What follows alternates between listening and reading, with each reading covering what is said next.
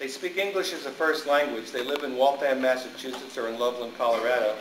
They'll speak up to 16 or 17 different languages, but they all live in the United States. There's 280 of them, and they're really good at what they do. Any other questions? I'll be here for a minute. I understand. Sure. You make your own list of who is going to. Yeah. Totally. Yeah, you make your own email list. Like Right. we used our members, all the members from before. Yes, you make your own list. We can't and won't do that for you. Because how do we know who you know? But then it manages that list. Like if there are bad emails in that, it If people unsubscribe, it automatically unsubscribes. You don't have to do anything. You can never email to them again if they call you spam, because they're just not smart enough So they can to opt out. understand that. Oh, yeah. I mean, one of the seminars I'd show you how to do that. It's real simple.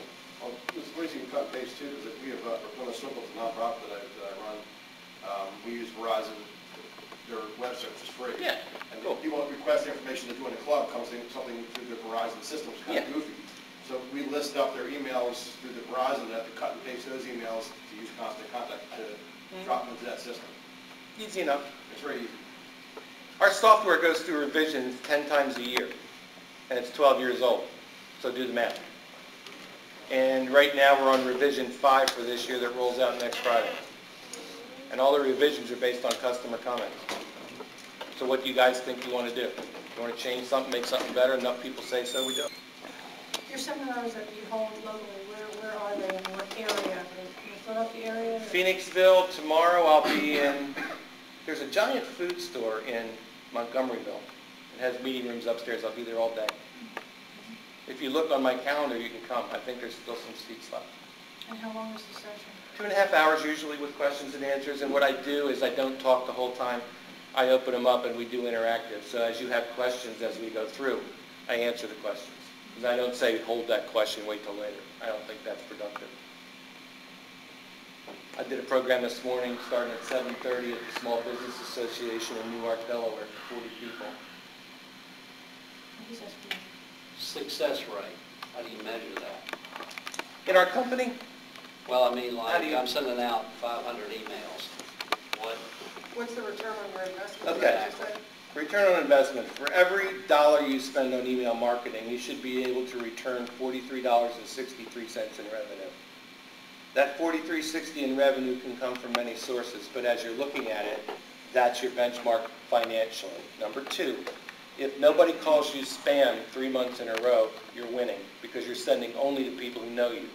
Number 3, if your email open rates are at 15% or greater, but your click-through rates equal your open rates, then you're reaching your target audience. The rest of them get your emails, but they're not ready yet. The average ready time for a customer to buy something greater than a head of lettuce is somewhere around 27 months in this environment, economically.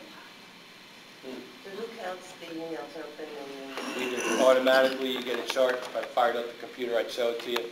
It comes up 2 ways. It comes up graphically and numerically, and it's free. It's not additional cost. It also tells you, when you send the emails, which ones were bad. So you kind of can delete them all. Take that email from the list. I can show you on my phone because there's an iPhone after that. Oh, that's cool. So I can go click and it's free, and I can show you the last email that I sent out if you'd like I will.